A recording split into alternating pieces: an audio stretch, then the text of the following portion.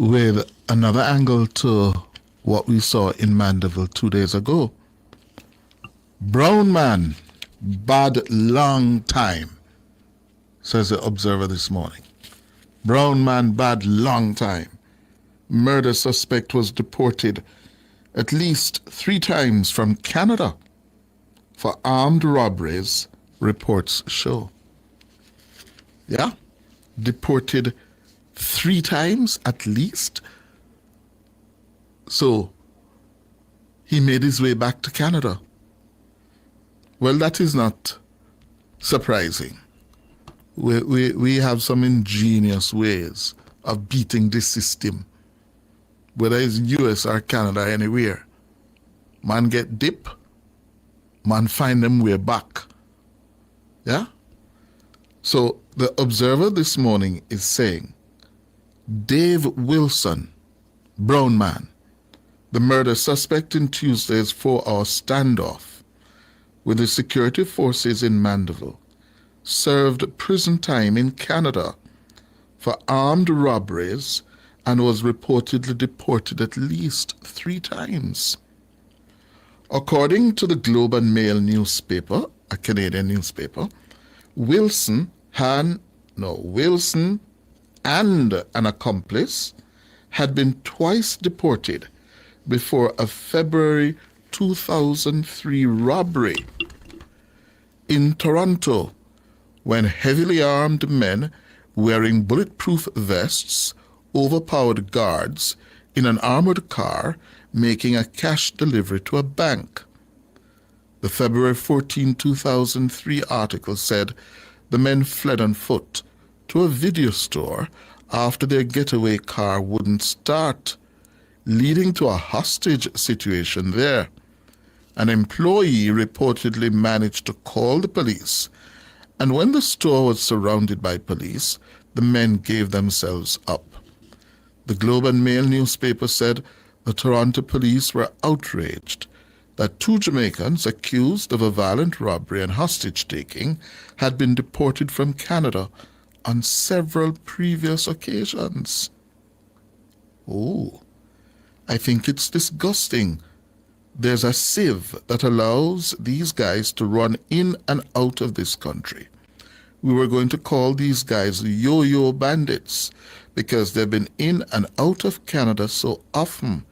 The article quoted Sergeant Wilf Townley of the Toronto Police Hold-Up Squad as saying.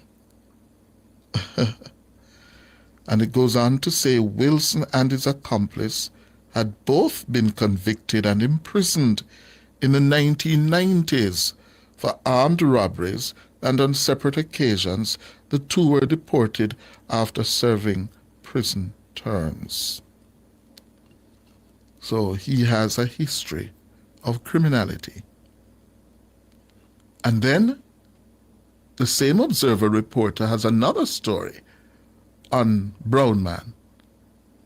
Woman recalls how rejected deportee in Mandeville standoff poisoned her dog and terrorized her. Oh, a woman who claimed she turned down relationship advances from deceased murder suspect Dave Wilson said he became a bad neighbor when she rejected him and started dumping garbage in her yard and even poisoned her dog. In recalling her nightmare with Wilson, 54, who engaged the security forces in a 4-hour standoff at a Caledonia Road apartment on Tuesday, the woman, who requested anonymity, said she knew him for 3 years as a reserved person, but things took a turn a year ago when he started displaying signs of aggression. My first interaction with him was about 4 years ago.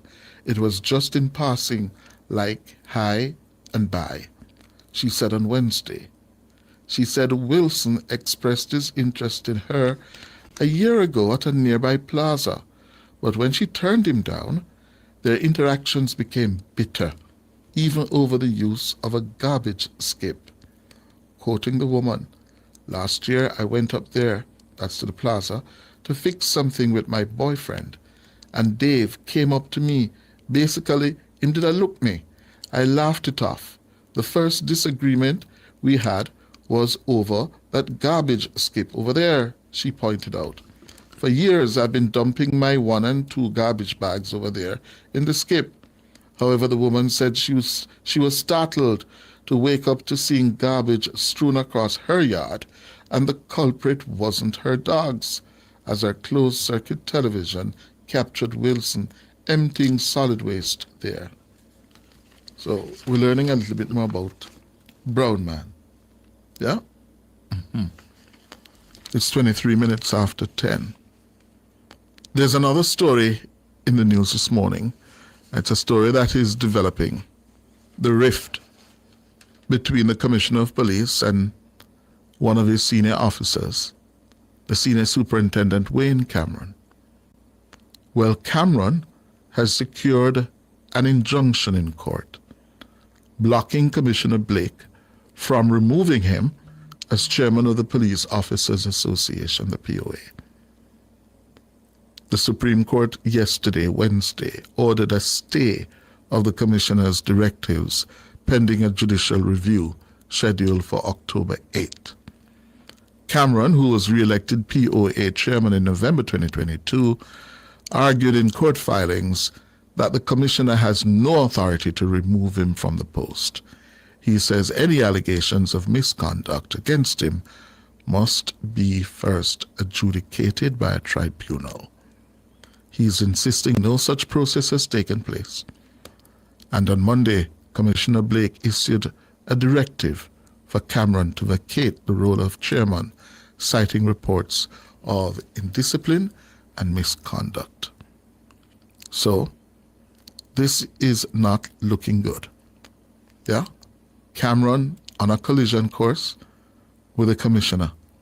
It's now in the courts, and it is to be arbitrated come October 8, later this year. Back to the politics. The chairman of the Labour Party's Communications Task Force, or I should begin by saying, when is a government a minority government? That's how I should begin this. Because there's some amount of, should I say, confusion or attempt to deliberately mislead or distort what is a minority government under our system of Westminster parliamentary democracy. A minority government